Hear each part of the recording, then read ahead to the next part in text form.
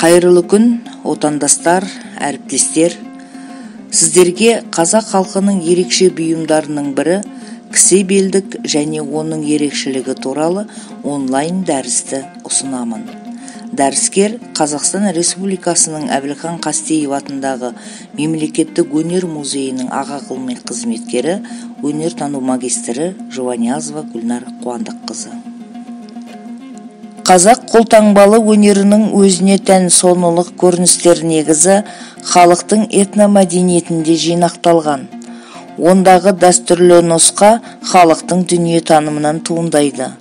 Демек, қазақ мәдениетінің алғашқы идеясы осы күнге дейін сақталып келгені, ол тұрақты руханилықтың негізі. Қазақ халқының сәндік қолтаңбалы өнерінің шығу тарихы, көркемділігі, қолдану қасиеті терең зерттелінгенмен, материалды дайындау жолындағы әдістерінің атаулары мен қолдану ережесінің ерекшелігі әлі де болса да құпия. Негізінде көне шеберлер өз құпиясын дүкен аузынан шығармаған. Сондықтан да болар жасау әдіс тәсілдерінің бірі ашылып, кейбірі құпиялықта ұсталуы. Дегенмен шеберлеріміздің қолынан туындалған ұлттық бұйымдардың пішіні мен көркемдеу мәнері қалайда болғанда ұрпақтар арасында сабақтасып келеді. Сол ұрпақтар сабақтастығында мәңгілік жалғасқан өнердің түрлері бүгінгі кезде Қазақстан Республикасының Әбілхан Қастеев атындағы Мемлекеттік өнер музейі қорында мәдени өркениетімізді дәріптейтін жәдігерлер орын алады. Соның ішінде 19 ғасырдың аяғы мен 20 ғасырдың бірінші жартысында жасалынған 100-ден астам белдіктер сақталуда. Ірі қара малдың терісінен өңделетін бұйымдардың ішінде белдіктердің түрлері мен пішіндері өте ерекше. Олар пішіндеріне қарай ер-әйел белдіктері және кісе белдік болып бөлінеді. Дәріс барысында ер адамдардың белдіктерінің бір түрі кісе туралы әңгіме болмақ. Тарихқа көз жүгіртер болсақ, мал терісін өңдеп бұйымдар жасау кәсібі негізінде сонау мезолит кезеңінен басталды. Ал қола дәуірінде Сібір, солтүстік Қазақстан және Орта Азия даласындағы қалыптасқан Андронов және Бегазы Дандыбай мәдениетінде тері бұйымдардың түрлері мен жасау әдістері, сонымен қатар зергерлік өнерде етене дамыды. Сақ дәуірі кезеңіне жатысты белдіктерде аң бейнелері бейнеленген қазбалардан табылған жәдігерлер куәлік етеді. Қазақстанның территориясында сақтар, үйсіндер, қаңлылар, ғұндар, сарматтар, оңтүстік Сібір, Алтай, Сырдария мен Амудария аймағында, Жетісу, Тянь-Шань жеріне дейін, сонымен қатар орталық және солтүстік Қазақстан, оңтүстік Орал аймағында мекен еткені тарихтан білеміз. Сондай-ақ орта ғасырда түркі тілдес тайпалар Түргеш қағанаты, Қарлұқтар, Оғыздар кезеңіндегі балбал мүсіндегі көрсетілген кісе белдіктердің формасы да дәлел болады. Қазақстанның Орта Азия және Шығыс Европаға дейін қоныстанған бұл тайпалардың мәдениетін дәріптейтін археологиялық қазбалардан табылған ер және әйел белдік, кісе белдік түрлері бүгінде құнды қазынамыздың жаңғырығы. Белгілі, белгісіз ісмер ұсталардың жасаған әрбір бұйымдары шеберлердің шыңы десек болады. Ұсталардың бір туындысынан қаншама өнердің түрін көре аламыз. Халық шеберлерінің мал терісін ұқсату, ағаш металды, асыл тастарды өңдеу өнері қаншалықты дәрежеде болғаны бір ғана бұйымның дәлелдеп тұр. Осы тұрғыда қазбадан табылған кісе белдіктердің бөлігіне қарай макетін жасап көрелік.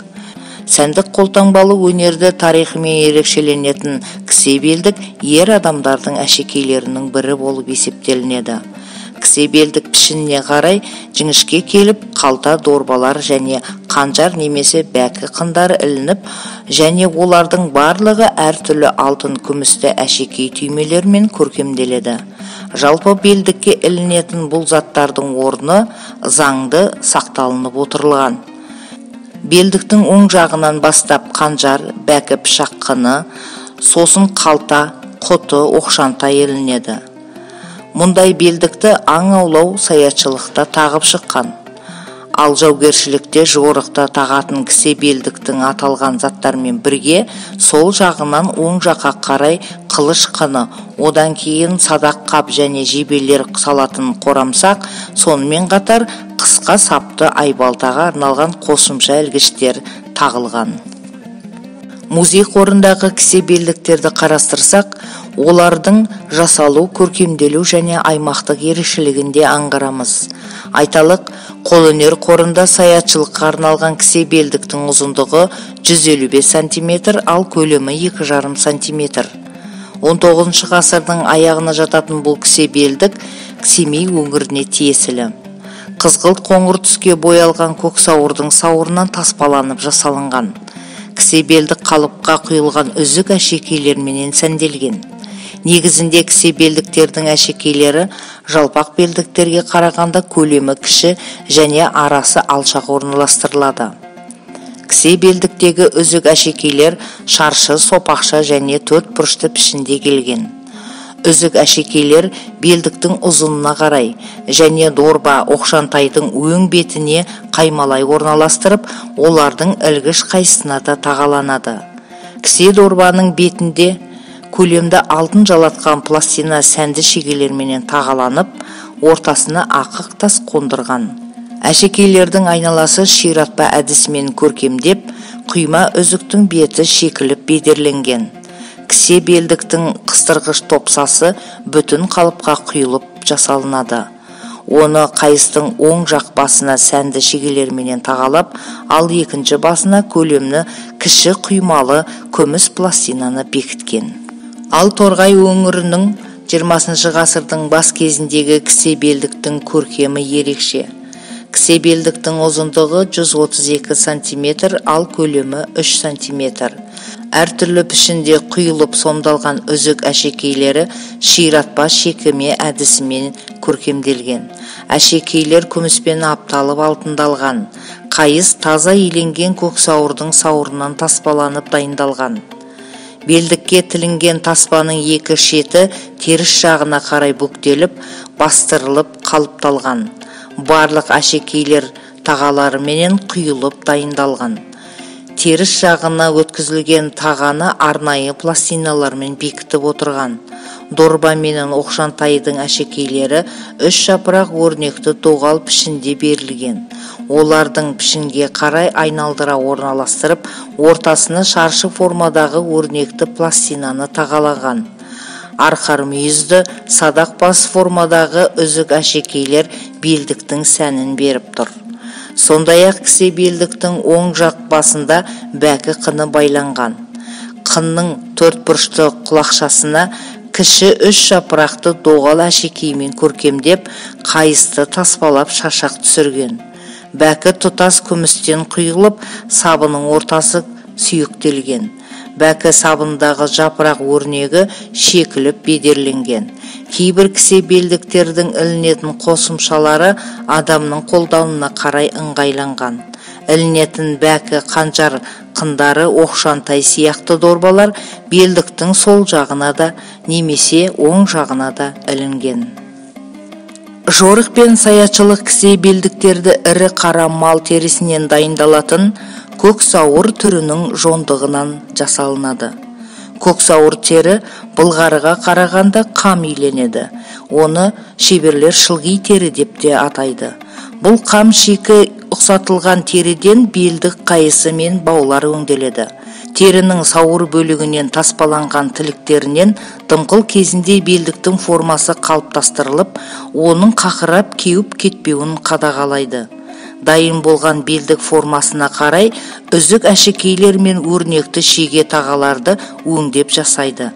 Құйылған үзік әшекейлер арнайы өрнекті қалыпта немесе жай қалыпта өңделеді. Сонымен қатар кісе белдіктің арнайы дайындалатын қосымшалары таза иленген теріден жасалынады. Мәселен, көк сауыр сақтиян атты былғарыдан дайындайды. Олардың төзілімділігі илеген терінің сапасына да байланысты. Сондай-ақ аталмыш кісе белдіктің қыны, қынап, қорамсақ, оқшантай, қандауыр, Шақпақтас от тұтатуға арналған пілте салынатын шағын қалта дәндәку тәрізді құрамдас бөліктері де құймалы үзік әшекейлермен сәнделген. Олардың пішіні мен көлемі әртүрлі. Яғни 15-20 сантиметрлі төртбұрышты түп жағы доғалдау келген қалта немесе дорбасы, қынның ұзындығы 50 сантиметр, ал құмыра тәрізді оқшантайдың жалпы ұзындығы 30-90 сантиметрге дейін келеді. Кейбір оқшантайлар мүйізден, темір немесе күміс қаңылтырдан жасалған түтік тәріздесте болып келеді. Негізінде өңделетін тері бірнеше бөлікке бөлінеді. Айталық, көксауыр, обайке, былғары, құрым, көзел, шегірен, сақтиян, ұлтан. Оның ішінде кісе белдіктер көксауыр бөлігінен таспаланады. Көбінесе белдікке жылқы немесе серке терісінен өңделген шылғи терінің сауырынан, яғни жондық бөлігін қолданады. Мал терісін ұқсату, яғни жидыту ашытқылары мен оның атаулары туралы алдыңғы онлайн дәрісте кеңінен дәріптеген болатынмын. Соның ішінде малма мен үй ашытқысына жидытылып иленген мал терісінен белдік жасауға арналған шылғи қайыс, көн тері өңделеді. Бұл терілерді арнайы өсімдіктерден дайындалған қайнатпа сөліне реңдеп бояйды. Кісі болар бала кісесінен белгілі деген мақал ер жігіттің азаматтығын білдірсе, кісе белдік арқылы қазақ халқының ырым жорамалдары мен белгілері халық ауыз әдебиетінде айтылып кеткен. Айталық, ел арасында қайғылы қара жамылса, яғни жас өлімін естірту үшін қарай үй тігіп түңілігіне кісе белдік байлаған найзаны көтерген. Мұндай этномәдени дерек халық ауыз әдебиетінің үлгілерінде ұшырасады. Мәселен, Ақбозат атты шалғанда, мойыны кісе салғанда, баба түкті шаштабыз, сауап бата алғанда деп келетін қара сөзде ел басына түскен ауыртпашылықты хабарлау белгісін түсіндіреді. Байырғы заманда ер адамдар кісе белдіктерін белінен шешіп, мойындарына салып қазаны естірткен. Ұлттық салт санамыз, әдеп ғұрпымыз, дәстүріміз ұрпақтар сабақтастығымен жалғасы бар. Дегенімен, кейбір жоралғы қолданыстан шығып қалғанын да білеміз. Мойынға кісе салыпты деген ұғым ел басына түскен қайғы мен ауыртпашылықтың белгісі. Ал кісеге байланысты ырым жорамалға келетін болсақ, қазақ халқы өзі ырымшыл ұлт. Сондықтан да әрбір тағылатын, киілетін немесе қолданылатын бұйымның өз ерекшелігі мен атқарар орны, оның қуаты мен қасиетіне нық сенімі болған. Сол сияқты ірі қараның бойына біткен төлінің ағып кетпеу үшін оның төлдегенінше мойына кісе белдік тағып қойып отырған. Оны кіселі деп атаған. Сонымен қатар жүкті әйелдің жеңіл бауырын қолына алсын деген ырыммен отағасының кісе белдігін кіндігіне қойған. Қорыта келгенде, ұлттық бұйымдардың әрбірі өз жолымен ерекше аталатыны және атқарар орны халықтың өмір тіршілігінің болмысынан, дүние танымынан пайда болғанын түсінеміз.